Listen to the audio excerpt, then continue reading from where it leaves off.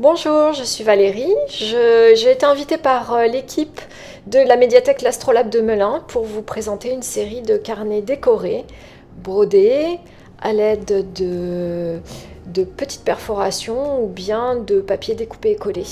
Voilà, j'espère que vous allez prendre beaucoup de plaisir à suivre ce tuto. Donc pour ce faire, nous allons utiliser un petit carnet comme celui-ci et j'ai choisi de vous montrer la réalisation d'un motif de plume. Voilà. Donc, pour réaliser ces carnets, vous allez choisir un motif à angle, alors pas nécessairement angle droit naturellement, en angle aigu, obtus, ce que vous voulez, mais qui permet de piquer dans les coins. Et pour commencer, vous imprimez votre motif sur un papier, ou bien vous le dessinez sur un papier, vous le positionnez sur la couverture de votre carnet à l'endroit que vous souhaitez. Et à l'aide d'une punaise, d'une aiguille, d'une épingle, de tout objet comme ceci pointu, vous allez percer chaque angle.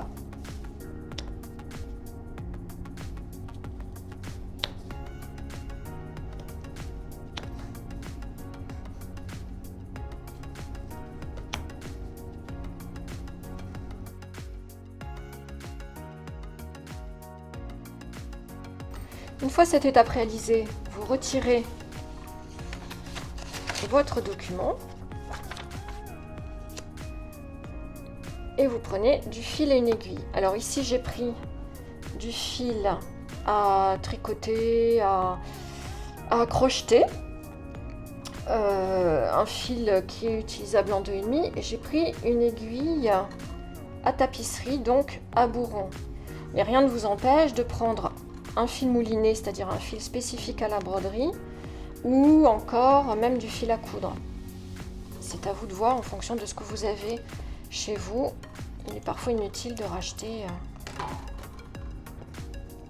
du matériel. Et je vais broder mon motif en respectant le dessin. Vous voyez ici par exemple,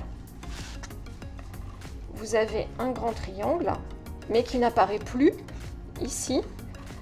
Je pourrais être tentée de broder ces trois traits là, alors qu'il faut broder ces trois traits là. Donc conservez toujours le motif près de vous pour ne pas commettre d'erreur. Dans le cas présent, je vais d'abord broder tous les fils extérieurs et je reviendrai à la fin sur le fil central.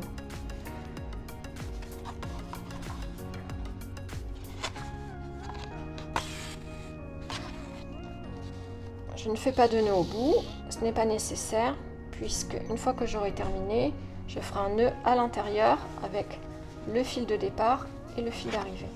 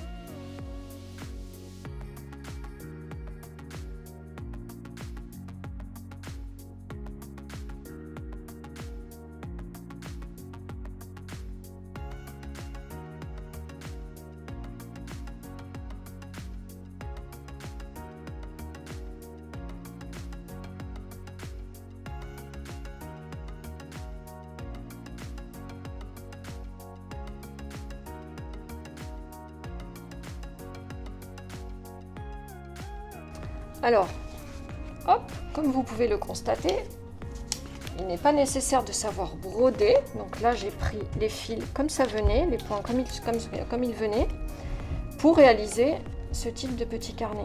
Si vous savez broder, vous utiliserez les techniques de broderie que vous connaissez, point avant, point arrière. Mais si vous ne savez pas broder, vous voyez, ça va donner ça au dos et ça n'a aucune importance. Je termine en faisant un double nœud.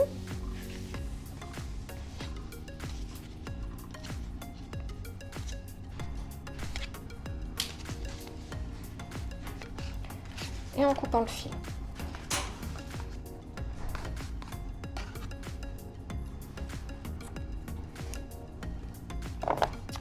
Et si l'aspect de votre deuxième de couverture ne vous convient pas, rien ne vous empêche de découper un petit morceau de papier blanc et de le coller ici à l'intérieur proprement pour cacher les fils.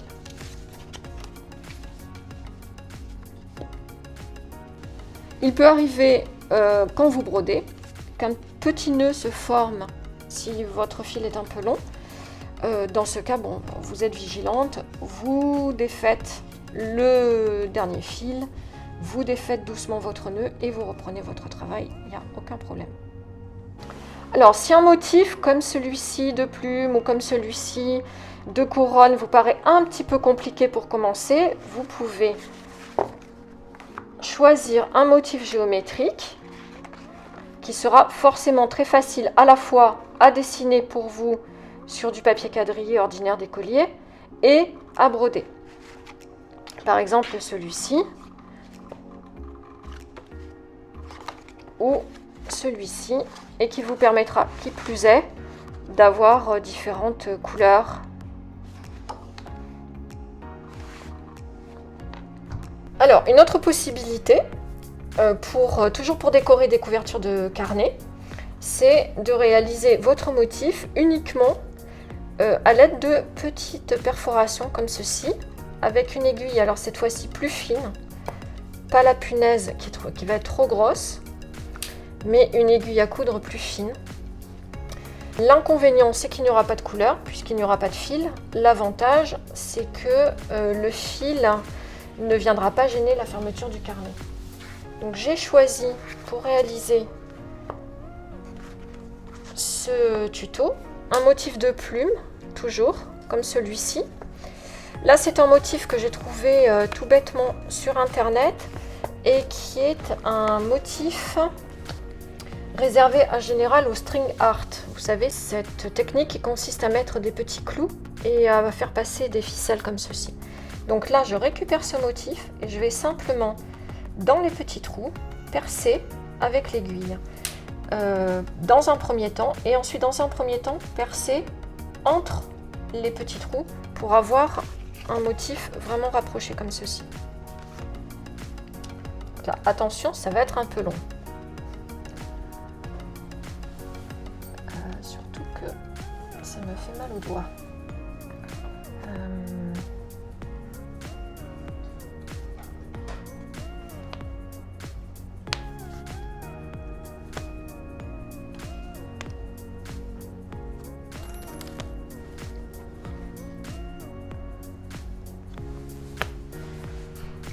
Alors pour ceci, il vous faut vraiment une aiguille à coudre pour qu'elle pique bien.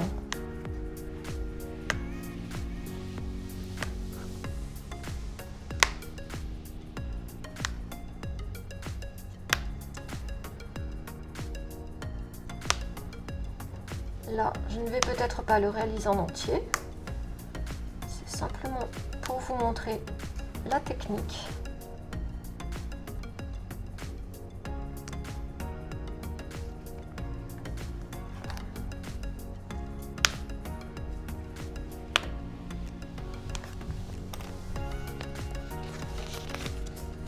Le motif va se dessiner comme ceci sur votre couverture de carnet.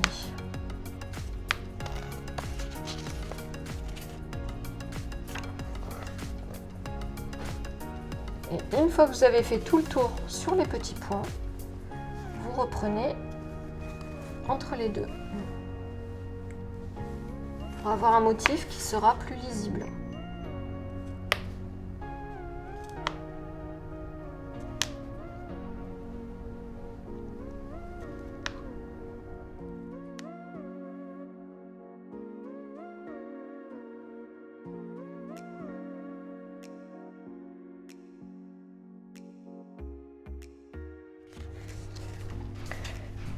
Donc là, je ne vais pas réaliser toute la couverture, c'est pour vous montrer la technique. Ce sera à vous de choisir votre motif et de le réaliser à l'aide d'une aiguille fine.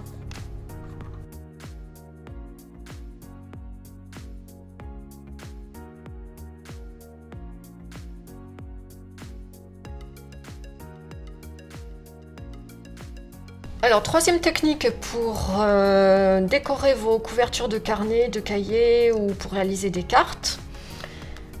Une technique de collage, toujours inspirée de l'origami. J'utilise des papiers pour origami et un motif que je vais conserver qui est le motif de plume. Alors là, en l'occurrence, vous pouvez utiliser n'importe quel motif, mais j'ai voulu rester sur des motifs un petit peu géométriques. Je vais prendre ce papier.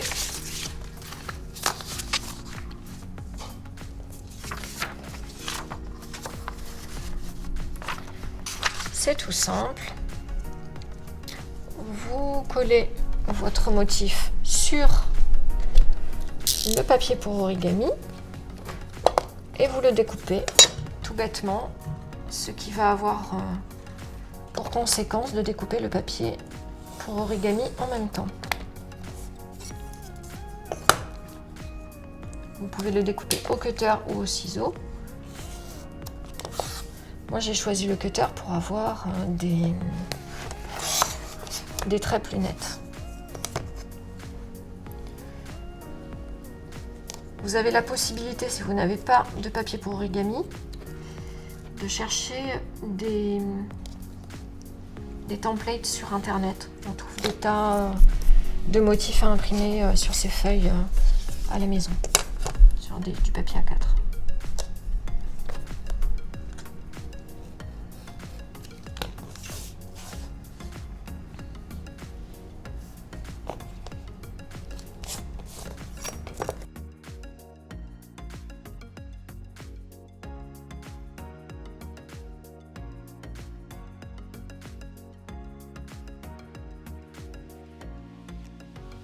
Une fois que toutes les pièces sont découpées, comme ceci, je place mon cadre sur la couverture pour coller le premier morceau. Ce sera plus facile. Donc, je vais partir du haut ou du bas, c'est comme on veut.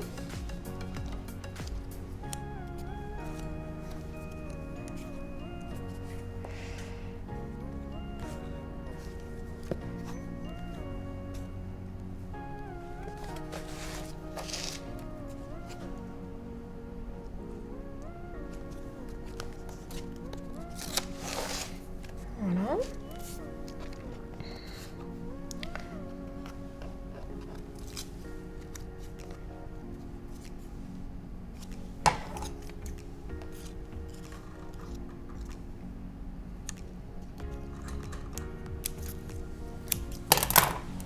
Hop.